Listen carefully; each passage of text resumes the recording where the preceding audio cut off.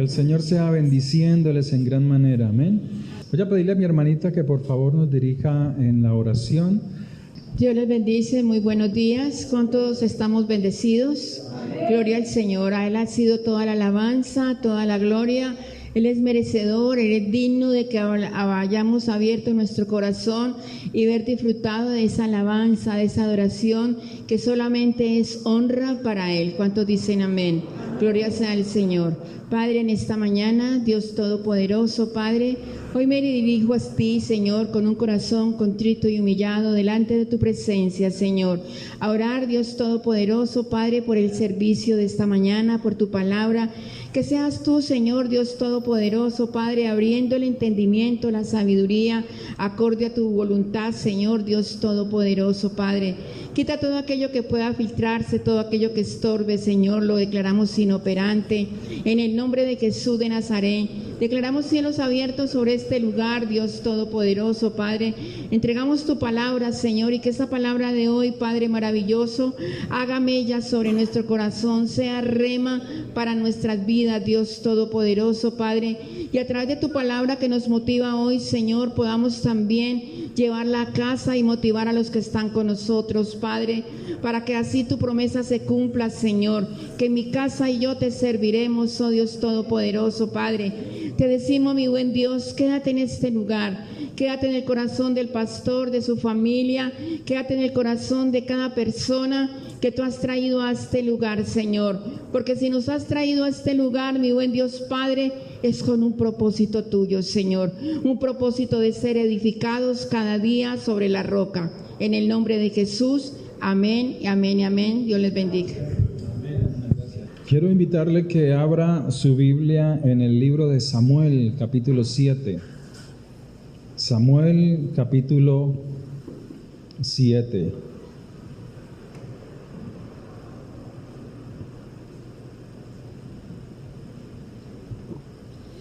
Samuel, capítulo 7.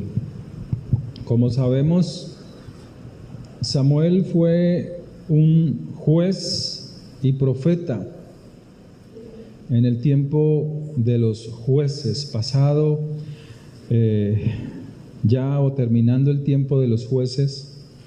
Nos dice la Escritura que él fue un gran líder espiritual para su pueblo.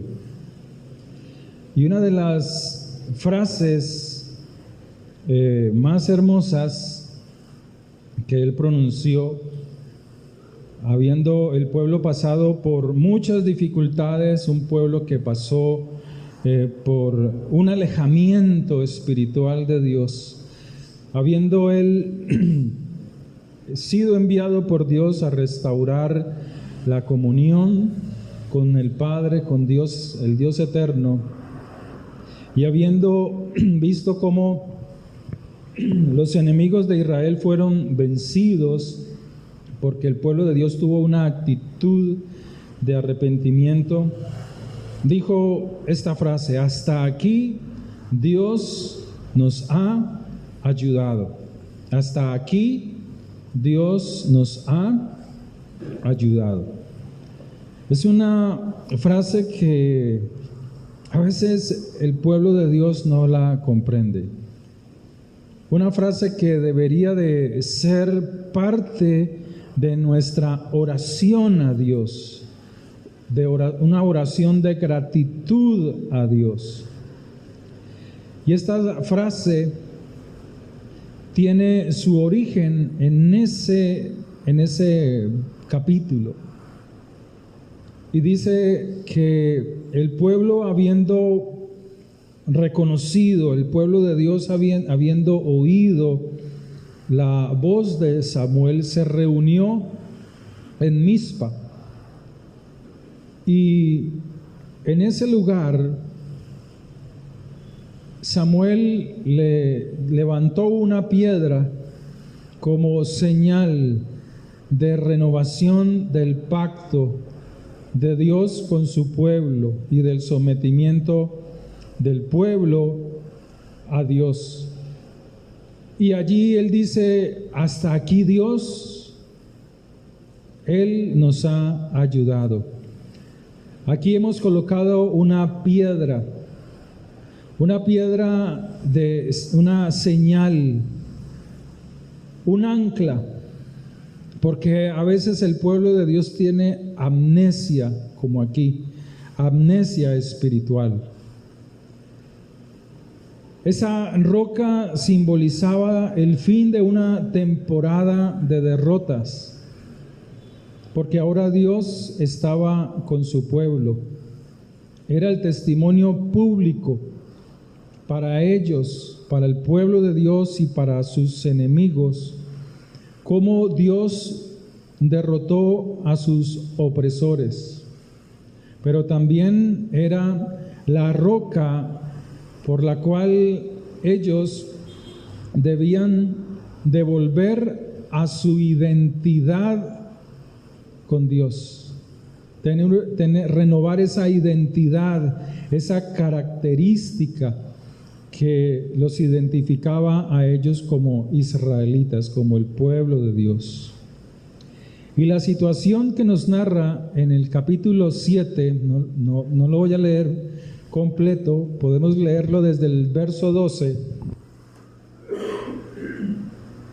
Dice: tomó luego Samuel una piedra y la puso entre Mizpa y Sen, y le puso por nombre Eben-Ezer, diciendo: hasta aquí nos ayudó Dios. Así fueron sometidos los filisteos y no volvieron más a entrar en el territorio de Israel. Y la mano de Jehová estuvo contra los filisteos todos los días de Samuel. Y fueron restituidas a los hijos de Israel las ciudades que los filisteos habían tomado a los israelitas, desde Ecrón hasta Gat. E Israel libró su territorio de mano de los filisteos, y hubo paz entre Israel y el amorreo. Y juzgó Samuel a Israel todo el tiempo que vivió. Y todos los años iba y daba vuelta a Betel, a Gilgal y a Mizpa, y juzgaba a Israel en todos estos lugares. Era un tiempo de crisis, un tiempo de opresión. Israel venía de sufrir una derrota muy grande contra sus enemigos, los filisteos. Estos filisteos, lo que hoy se conoce como el territorio que está enseguida de Israel, ¿cómo llama? Gaza. Los filisteos estaban allí, lo que hoy se conoce como Gaza. Y dice la Escritura que ellos venían y robaban sus cosechas, pero también mataron a miles de israelitas. Pero en esta última batalla habían capturado el arca del pacto, siendo sacerdote para Israel Elí. Pero Elí era un hombre débil espiritualmente, y por la frialdad que hubo en el pueblo de Dios, Dios los entregó a los filisteos, capturando el arca del pacto, un objeto sagrado que representaba la presencia de Dios, pero que para ese entonces esa arca se había convertido no en un símbolo de la presencia de Dios, sino en su ídolo más preciado. Se había convertido en una cosa, un objeto de adoración. Aunque finalmente fue devuelta por los filisteos tras sufrir una serie de azotes en el pueblo, tumores. Colocaron el arca del pacto en el templo de su Dios, y en un momento determinado el Dios de ellos, sus dioses, caían al suelo, quebrándose sus cabezas, sus brazos. Pero dice que ellos devolvieron el arca del pacto a los israelitas. Y habiendo sido devuelta, por la falta de conocimiento, de preparación del pueblo para instruirse en lo que es la presencia de Dios, muchos murieron. Muchos asomaron su cabeza dentro del arca por curiosidad y murieron. Miles murieron en ese entonces. Y por ese miedo, por ese temor, el arca permaneció 20 años descuidada. La presencia de Dios la tuvieron descuidada por 20 años. ¿Cómo está tu relación hoy con la presencia de Dios? La dejaron en una ciudad fronteriza, lo más alejado del pueblo. Y mientras tanto ellos estaban sumidos en la tristeza, en el miedo por la dominación filistea, la idolatría y el abandono espiritual. Israel había caído en la trampa de adorar falsos dioses, pues adoptaron dioses cananeos, dioses fenicios, habiendo perdido su identidad. Y Dios nos puede estar diciendo cuál es tu identidad ahora. ¿Qué es lo que te identifica a ti conmigo? ¿Qué te acerca a ti, de ti hacia mí? ¿Qué tienes del Jesús que tú hablas? ¿Del Mesías que tú hablas? ¿Qué tienes tú de Él? ¿Qué carácter de Él mora ahora en nosotros? Es parte de nosotros. Ellos habían perdido la identidad, adorando dioses ajenos. Cuando esta nación debía ser gobernada por Dios, una teocracia, guiados a través de los mandamientos de Dios, de las leyes de Dios y la guianza espiritual del sacerdote, la guianza espiritual del profeta. Habían olvidado que habían sido creados por Dios para ser una nación de reyes y sacerdotes. ¿Sabes qué significa eso? Reyes es gobierno y sacerdotes, aquellos que están de continuo en la presencia de Dios, buscando la presencia de Dios, la guianza de Dios, el favor de Dios, no solo para ellos, sino para el pueblo. Qué bueno cuando tenemos el favor de Dios. Qué bueno cuando entendemos nuestra identidad con Dios. Cuando entendemos que no debemos ser adoradores, sino solo de Él. Buscarlo a Él, amarlo a Él. El Señor decía: Padre, no te pido que los quites del mundo, sino que los guardes del mundo. Que guarde nuestros corazones, nuestras mentes, nuestros pensamientos. Creados por Dios para ser una nación diferente a las demás. Diferente. Que el mundo los viese diferentes a los demás. No iguales, sino diferentes. Hay algo en ellos que los hace diferentes.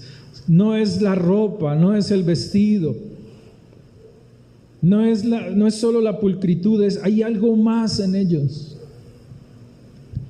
Todo lo que tocan se convierte en oro. Todo lo que tocan prospera. Todo lo que tocan reverdece. Eso es lo que Dios quiere y quería con su pueblo. Y eso es lo que Dios quiere con nosotros. Que la gente nos envidie porque tenemos un Dios poderoso, un Dios del cual reflejamos su amor, su poder. Pero este pueblo había perdido la identidad. Ellos, los israelitas, debían reflejar el carácter de Dios en su moralidad, en su justicia social, no como la justicia social de hoy, el engaño de la justicia social de hoy. Tienes que apoyar al vago, al sinvergüenza, al que no hace nada, al que no desarrolla sus ideas. No, la justicia social aquí era hacia la viuda y hacia el huérfano. Aquellos que estaban en peligro de empobrecerse, aquellos que estaban desamparados, aquellos que necesitaban la ayuda de Dios a través de hombres y mujeres que tenían una identidad firme. Pero la Escritura nos muestra que sus futuras victorias dependerían exclusivamente de su obediencia y fidelidad a Dios a través de los mandamientos. Y solo así nadie podía vencerlos. Dios quiere de nosotros, y lo traemos a nosotros, Dios quiere que nosotros tengamos victoria tras victoria. Que la luz de Dios alumbre cada día nuestra vida, que sean renovadas nuestras fuerzas, que tengamos éxito en las cosas que emprendemos. Pero todo depende, no de nuestra religión, no del misticismo, sino de una disposición de amar a Dios, de obedecer a Dios, sus mandamientos. En los días de Samuel, Israel había sufrido, y había sufrido por voluntad propia. Tenían un olvido de su identidad. En lugar de ser influencia para las otras naciones, eran las otras naciones quienes habían influenciado en ellos. El Señor le dice a uno de sus profetas, le dice que se conviertan ellos a ti y no que tú te conviertas a ellos. Y yo te hago una pregunta: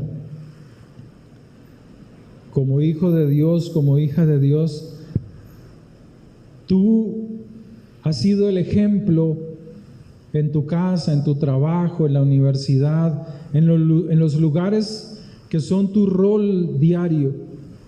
Ha sido influencia para que aquellos que están en tinieblas sean influenciados por lo que tú llevas dentro. ¿O has perdido la identidad hasta el punto que eres tú quien te has convertido a ellos? Respóndalo. Respóndalo en su mente.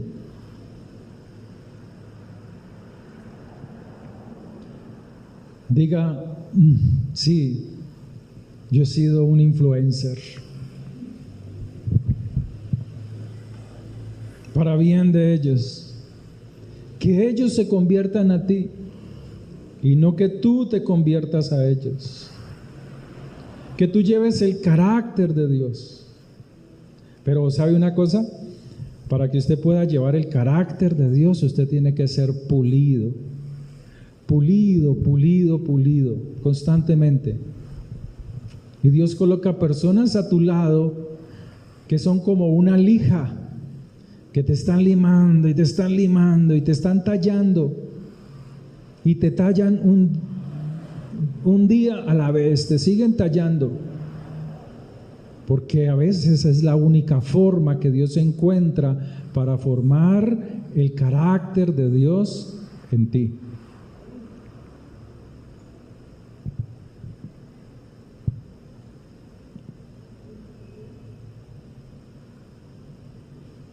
Ellos habían olvidado a su verdadero Dios. Por ello, el evento de Ebenezer, que significa hasta aquí Dios nos ha ayudado. Dígalo, hasta aquí Dios me ha ayudado. Ese evento de Ebenezer fue precisamente el acto de volverse a Dios en arrepentimiento. Muchos cristianos dicen, sí, Ebenezer, Ebenezer, Dios me ha ayudado, sí, pero hay algo detrás de todo esto. Hay algo detrás de todo este evento. Primero hay un llamado de Dios a través de su profeta, de Samuel, juez y profeta. El llamado de volverse a Dios en arrepentimiento.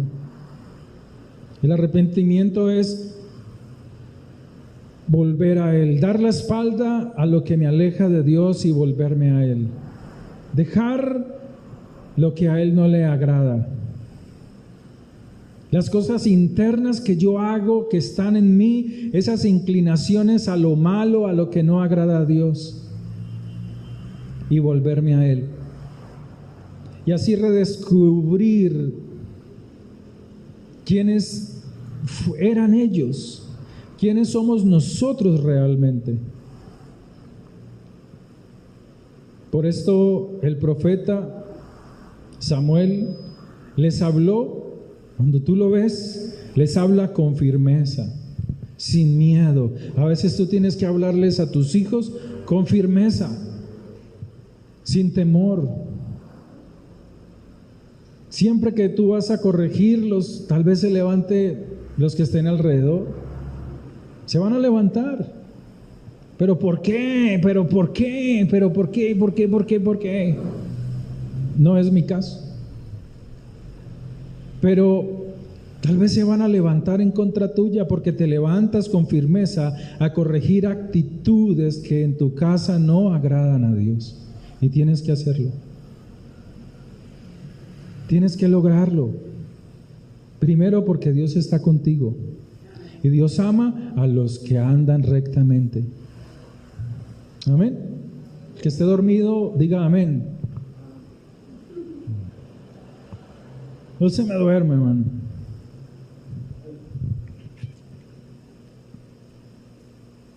Por eso el profeta habla con firmeza y les dio una sola y única razón, una condición para ser libres. La desobediencia te esclaviza. La desobediencia a los mandamientos de Dios es una carga que con el tiempo pesa mucho. Y Dios quiere liberarnos de ello. Es una carga insoportable que solo Dios puede tomar cuando hay disposición de dejarla.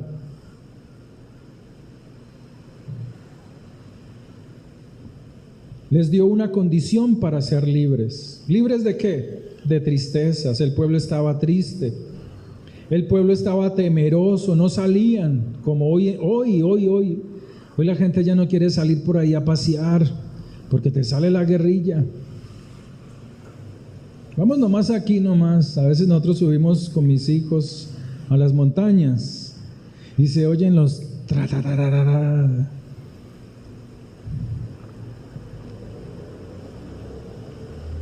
Como vivimos cerca de un barrio manipulado por gobiernos socialistas, pues peor, sí lo es. La gente no quiere trabajar, no quiere estudiar, quieren depender del gobierno. Y las empresas que hay allá, cantidad de negocios, ferreterías, farmacias, esa gente no vive allá. Los dueños de los negocios grandes de allá, esa gente no vive allá. Porque la mentalidad que tienen es no de reino, sino de este mundo caído. Y así estaban ellos. No podían salir porque de pronto los secuestraban. Estoy hablando de los israelitas. Se sentían tristes, abandonados, cuando Dios no los había abandonado. Y el profeta les dice: si de todo vuestro corazón os volvéis al Señor, si verdaderamente estáis convencidos de vuestra maldad, de vuestro pecado, y queréis ser restaurados por el Señor, preparen vuestros corazones, quiten los dioses ajenos, quítenlos, quiten sus dioses ajenos, preparen vuestro corazón a Jehová y solo a Él servid, solo a Él servid. Y os librará de mano de los filisteos, quitará la opresión. A veces estamos oprimidos es por nuestras propias faltas. A veces el cristiano está angustiado, afligido. En estos días me decía una amiga de infancia, de niños, me decía: no, si mi hermana quería suicidarse. Y yo, ¿cómo? Sí, que porque el matrimonio, que porque el trabajo, y quería suicidarse. Y yo, ¿cómo? Así ella estuvo en los caminos del Señor con nosotros, estando así, en escuela dominical. ¿Qué le pasó? Me dio muchas razones, pero la razón más certera era que había perdido su identidad con Dios, había perdido su relación con Dios. La gente hoy dice: yo no creo en pastores, yo no creo en yo no creo. Es que Dios no te ha mandado a confiar en ellos. Dios no te ha mandado a confiar en hombres, te ha mandado a confiar en Él a través de su palabra, a congregarte para ser instruido. Para eso uno se congrega, para que lo instruyan en la palabra de Dios. No solo venir y sí, muy bonito la alabanza y la adoración, porque eso es lo que tú le das a Él. Pero necesitas instrucción, necesitas consejo, necesitas que tus ojos sean despejados, tus oídos sean abiertos y seas reanimado para que tengas una relación con Dios, con la presencia de Dios, te enamores más de Dios. Amén. Amén.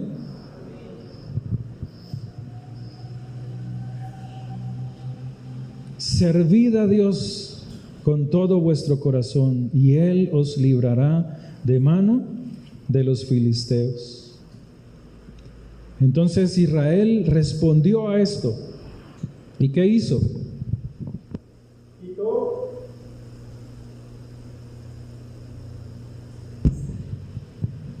Quitó los Baales, quitó a Astarot, derrumbaron los altares y solo sirvieron a Jehová. El pueblo confesó su pecado y ayunaron. Ayunaron es servicio. Ana estaba en el templo esperando la redención de Israel. Y ella, dice la Escritura en el Evangelio de Lucas, y ella servía a Dios en el templo con ayuno y oración. Mira qué fácil. Lo que pasa es que a veces como cristianos, nuestra adoración es la comida, el verme bonito, el verme bonita, pero no nos acercamos a Dios en algo tan sencillo como es el ayuno y la oración. El pueblo confesó su pecado y ayunaron. Eso significa una muestra de arrepentimiento a Dios. Se arrepintieron. Pero fíjate lo que había pasado o lo que estaba a punto de suceder mientras ellos estaban en ayuno, en oración, en entrega. Mientras el pueblo estaba reunido en Mizpa delante de Dios en oración, en ayuno, en arrepentimiento, sus enemigos, los filisteos, la Gaza de hoy, ellos se enteraron y vieron una gran oportunidad para atacar y destruirlos. Atacarlos por sorpresa. Así siempre han hecho hasta hoy. Así siempre han hecho hasta hoy. Iban a atacar a aquellos israelitas en el tiempo de Samuel que estaban desarmados, atemorizados. Fue allí donde el pueblo pidió ayuda a Dios a través de Samuel.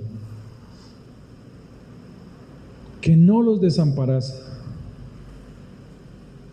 Y que este Samuel no dejara de orar por ellos. Qué bueno cuando alguien dice, pastor, ore por mí, pero cuando tú ves que esa persona está orando y está buscando a Dios. Es bueno. Y usted como pastor, usted como pastora, les decía yo hace 8 días, usted lo que no debe permitir es que aquellos que no buscan a Dios, aquellos que no les gusta congregarse, aquellos que están más pendientes de sus cosas materiales, aquellos que aman más el mundo que el reino de Dios, aquellos que están fríos espiritualmente porque quieren, y luego le dicen al pastor, pastor, ore por mí, pastora. No lo hagas. No te dejes usar como un hechicero, como un adivino. No lo hagas. El Señor le dice a uno de sus profetas, no ores más por este pueblo. No ores más, este pueblo es terco, rebelde. Pero sí ora, únete en aquellos que tú ves que buscan a Dios, que oran, que claman, que aman a Dios. Porque allí hay bendición.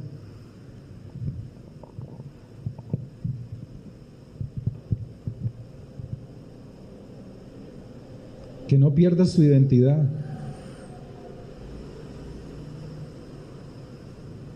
Dice la Escritura que el pueblo pidió ayuda a Dios, pidió ayuda a Samuel. Ora por nosotros. Nosotros estamos aquí y nos vienen a atacar. Pero ellos estaban ahí.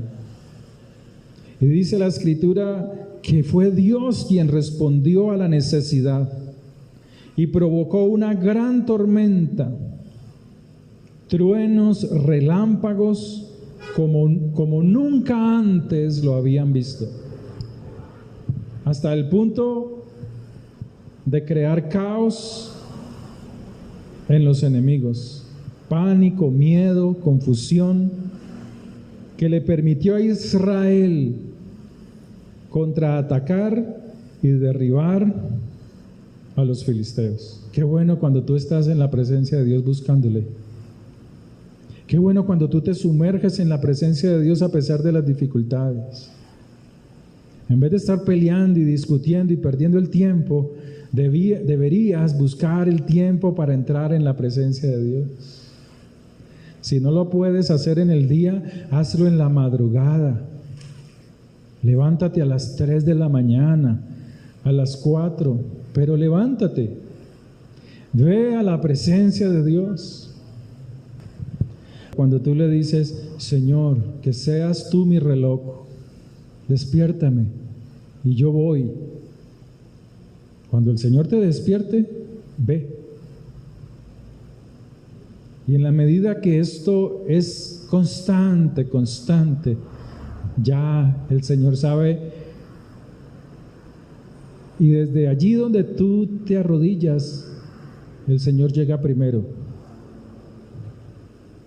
Y cuando tú te levantas con disposición, después de tanta lucha de años y años luchando por despertarte a esa hora, el Señor te está esperando allí y dice: allí viene mi siervo, allí viene mi sierva. Viene a reunirse conmigo. Amén. Ahí viene mi siervo. Aquí lo estoy esperando. Y eso era lo que hizo el pueblo. El pueblo había reconocido su idolatría. Habían reconocido que la presencia de Dios quería estar con ellos, pero ellos la rechazaban, adorando lo que no agrada a Dios.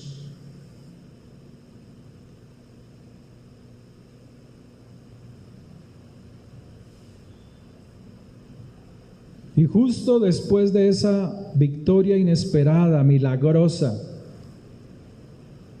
Samuel tomó una gran piedra y la colocó como señal, recordando que hasta aquí Dios les había ayudado. Eben Ezer. Un recordatorio de agradecimiento a Dios, de pasar por el dolor, el lamento, por el pecado, del pecado al arrepentimiento y la derrota, a pasar a la victoria absoluta, a recibir la paz de Dios solo por la intervención de Él. O sea, yo no sé si usted se imagina que detrás de esta frase Ebenezer hay una historia de batallas, de enemigos, de guerra, de peleas, de miedos, de temores, de truenos, de relámpagos, pero también de victoria, y un pueblo que reconoce su error y vuelve a Dios. Ebenezer. Hasta aquí Dios nos ha ayudado. Esa frase no es poner un límite en el tiempo. No es decir, hasta aquí Dios me ayudó y de ahí para allá, ¿qué? No. Ebenezer no es poner un límite en el tiempo. Más bien es una estación donde tú llegas en el transcurso de todo ese camino que es tu vida, y llegas a una estación, a un punto donde tú puedes decir: hasta aquí Dios me ha ayudado. Ebenezer es poder mirar atrás y ver que la mano de Dios te ha ayudado hasta este punto de tu vida. Hasta aquí Dios me ha ayudado. Y así debemos orar, en vez de quejarnos. ¿Qué tal? No.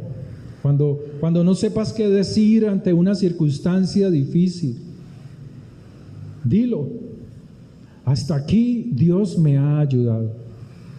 Llega a esa estación, que puedas descansar ahí en el transcurso de tu vida. No te quejes. Dilo: hasta aquí Dios me ha ayudado. Tú ves el sol de hoy, ¿cierto? Pero el mismo sol que nos alumbra hoy a nosotros es el mismo sol. Es el mismo sol que estuvo con Samuel y con este pueblo en Mizpa. Y ese sol representa bíblicamente al Dios que no cambia, al Dios que permanece fiel al que le busca, al que le ama. Cuando tú dices: hasta aquí Dios me ha ayudado, es agradecer a Él, a Dios, que los libró de esa guerra, los sacó en victoria, que destruyó a sus enemigos, los librará de cualquier enemigo en el mañana, en el futuro.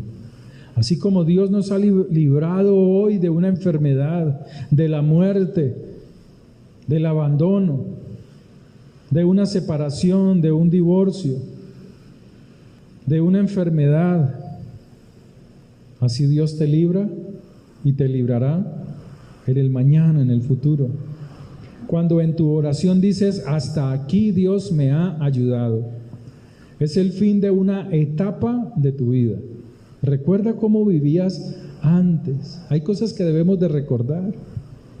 ¿Cómo eran antes? Esclavos, oprimidos.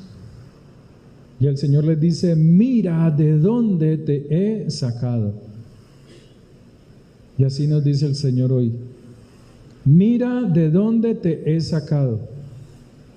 Mira en dónde estás hoy. Y dile al Señor, hasta aquí tú me has ayudado.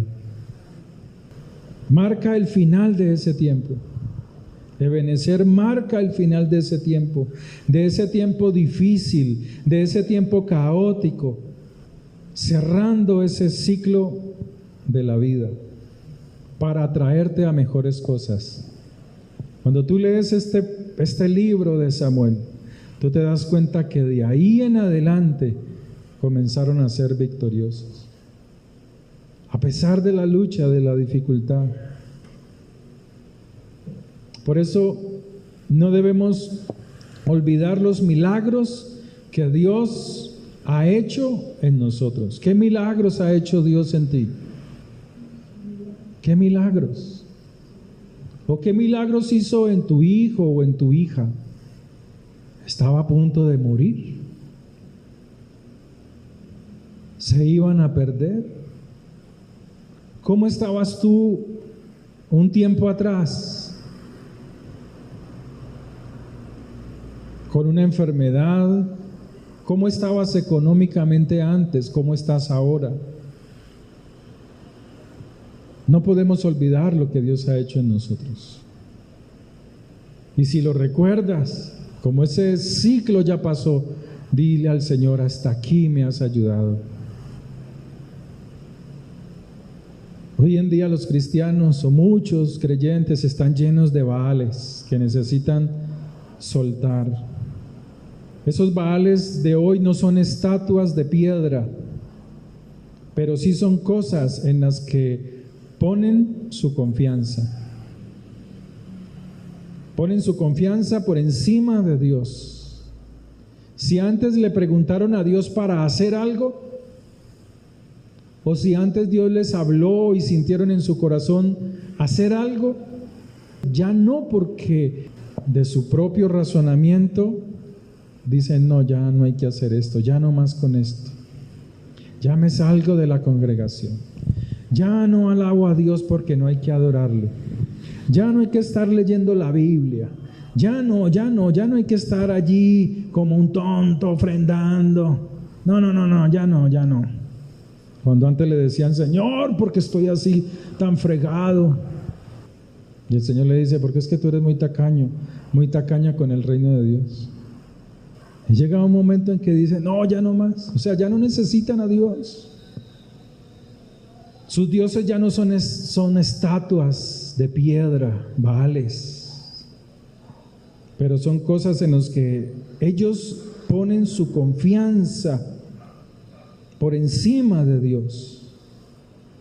Puede ser el dinero, puede ser el salario, puede ser tu fuerza, que te hace creer que tienes control absoluto de todas las cosas. Esos pueden ser tus dioses. Puede ser la arrogancia, la altivez. Puede ser el creer que sabes mucho del reino de Dios. ¿Para qué me pone esa prédica si yo ya me la sé? Pero no practicas nada. ¿Cuáles son tus dioses? Dios siempre envió profetas cuando el pueblo se alejaba de los mandamientos de Él. Por eso tú ves hoy la gente andando detrás de profetas. Vamos donde el profeta a ver qué me dice. cuando la mejor profecía es esta. Pero no la buscan, no la quieren, les molesta. La cogen como un amuleto de adivinanza. Uy, Señor, ¿qué me vas a decir hoy? Padre, háblame, háblame. Aquí está tu hija que te ama. Señor, Señor, ¿qué me dices tú? Aquí está el pasaje. Y Judas se ahorcó. Dios no les habla, porque Dios no funciona así. Pero Dios, cuando ve al cristiano queriendo acercarse a Él, Él está observando su corazón. ¿Qué es lo que lo está motivando a acercarse a mí? Pero cuando hay un corazón dispuesto, cuando hay un corazón que ama a Dios, que renuncia a sus ídolos, el Señor dice: allí viene mi siervo, allí viene mi siervo, y con él yo me quiero reunir. Y tú estás llamado a eso, a que te reúnas y busques la presencia de Dios, a que sueltes tus ídolos, esos ídolos que aunque no son de piedra, aunque están en la mente, endurecen el corazón. Y Dios quiere que tú los sueltes. Por eso Dios envió a ese profeta para mostrarles a ellos qué cosas debían soltar y limpiar para poder recuperar la paz que habían perdido. Cuando tú decides corregirte y hacer las cosas bien, mejorar tu vida espiritual, van a surgir problemas. Y esos problemas surgen para desanimarte, para ponerte tropiezo en la decisión que has tomado, y abandones lo que a bien decidiste hacer, que es buscar la presencia de Dios, que es soltarte de lo que no agrada a Dios. Pero cuando tengas una situación difícil, o cuando hayas pasado por ella, o cuando te quieras quejar de alguna circunstancia que te pueda estar pasando, levante sus ojos al cielo y dígale al Señor: hasta aquí tú me has ayudado. Oremos. Padre, te damos gracias, Señor, por tu misericordia. Te damos gracias por tu palabra. Dígale: Señor, gracias, porque hasta aquí me has ayudado. Tú eres mi alimento. Tú has sido mi fortaleza. Tú has sido mi socorro, Señor. Dígale: Señor, gracias por todo lo que he vivido, porque en medio de las dificultades, de las pruebas, tú has estado conmigo, Señor.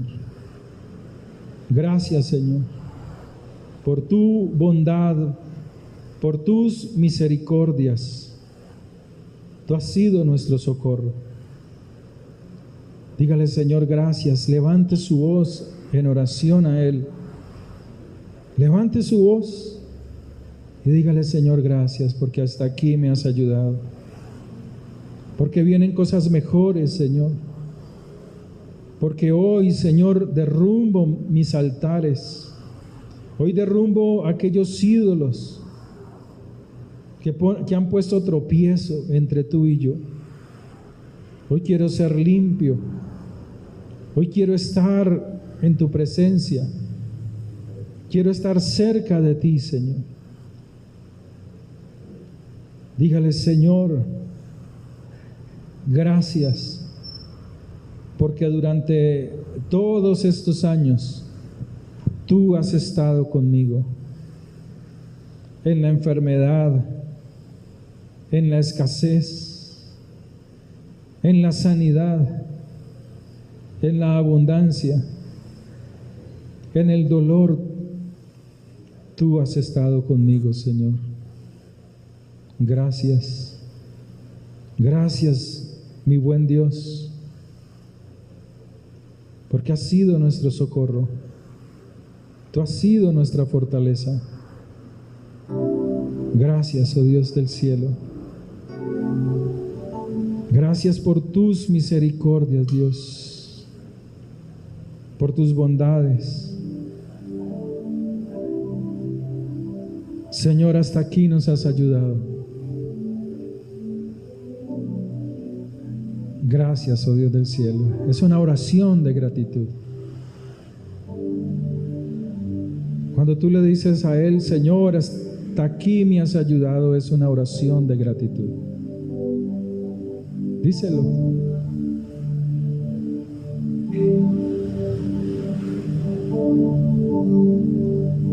Mi alma te alaba, Señor, y te da gracias. Padre, bendice a este tu pueblo, Señor. Este pueblo es tuyo, comprado con sangre, sangre del Cordero. Y a estos tú has hecho de ellos reyes y sacerdotes para ti. Fortaléceles, ayúdales. Mira los anhelos de sus corazones. Mira lo que hay en su interior y sana toda dolencia y restaura la vida, Señor, de tu pueblo, de los que te buscan, Señor. Padre, rompe todo yugo, toda cadena de opresión, Señor. Dígale en el nombre de Jesús, dígalo en el nombre de Jesús. Echo fuera de mí toda tristeza, toda aflicción, toda preocupación. En el nombre de Jesús, renuncio a estar triste, a estar afligido, a estar preocupado, a estar pensativo en los problemas, en las dificultades. Renuncio a mis fuerzas y tomo tus fuerzas, Señor. Tomo las fuerzas que tú me das. Dígaselo, soy fortalecido en ti, oh Dios. Dígale, fortalece mi alma, fortalece mis pensamientos. Esa carga, Señor, esos pensamientos, esa situación, dígaselo, lo pongo hoy en tus manos. Dígale, Señor, yo no puedo con esta carga, tómala tú, Señor. Dile al Señor, toma mi corazón, transforma aún más mi corazón, que mi corazón sea como el tuyo. Coloca en mí un corazón nuevo, un espíritu recto dentro de mí, Señor. Y dile al Señor, sana mis heridas, sana mis heridas. Y dile al Señor, Señor, perdono toda ofensa que produjo en mí dolor. Perdono la ofensa, porque tú no quieres la venganza de nosotros, porque tú eres el que paga, Señor. Dígale al Señor, hoy perdono toda ofensa, todo odio y todo rencor en mi corazón. Hoy renuncio a esto. Tal vez usted diga, no, pero yo no tengo odio en mi corazón. Yo no tengo... No, dile al Señor, el Señor es el que escudriña los corazones. Engañoso es el corazón del hombre, ¿quién lo conocerá? Solo tú, Señor. Dile, Señor, sana mi corazón. Perdono toda ofensa, quiero ser libre. Quiero ser libre. Mira cómo es la libertad que Dios nos quiere dar. Lázaro, ¿se acuerdan de Lázaro? ¿Dónde estaba Lázaro cuando fue resucitado? ¿Dónde estaba? En un sepulcro. O sea, Lázaro estaba, el Señor le dio vida, lo sanó, lo resucitó, pero estaba metido en una cueva. Por eso la palabra te saca de la cueva. Así estés resucitado, así tengas vida, el Señor quiere que salgas de la cueva. Y dile al Señor: Señor, sácame de la cueva donde estoy. Libérame en el nombre de Jesús, porque tú me has hecho libre, porque tú me has dado vida, porque tú me has resucitado mi alma para ti. Gracias, Señor, porque en ti soy sano. Ahora dile al Señor: Padre, gracias, porque en ti soy sano, porque en ti son sanos los que están en mi casa. Dígaselo: Padre, declaro sanidad por el poder de tu palabra a mi esposo, a mi esposa, a mis hijos. Sanidad física, sanidad del alma, en el nombre de Jesús. Padre, que sean activados todos los nervios de nuestro cuerpo, todas las conexiones en nuestro cuerpo, Señor, sean sanas en el nombre de Jesús. Que el oxígeno, Señor, que va por la sangre, Señor, llegue a todos los lugares de nuestros cuerpos, de los cuerpos de nuestros hijos, esposos, y sean sanos en el nombre de Jesús de Nazaret. Y dígale: Señor, gracias, porque hasta aquí me has ayudado. La gloria y la honra sea para el Señor. Levante sus manos a Dios. Que el Señor Dios Todopoderoso te bendiga. Que el Señor Dios Todopoderoso resplandezca sobre ti. Su presencia vaya contigo. Alce sobre ti su rostro y traiga en ti paz interior. En el nombre de Jesús. Padre, ahora oro por las ofrendas y por los diezmos, dándote gracias, porque tú sostienes esta casa, tú sostienes este servicio. Gracias. Bendice, Señor, a tu pueblo en el nombre de Jesús de Nazaret. Que sean prosperados, que sean muy bendecidos en el nombre de Jesús. Amén. Quedamos despedidos. Que el Señor les bendiga grandemente.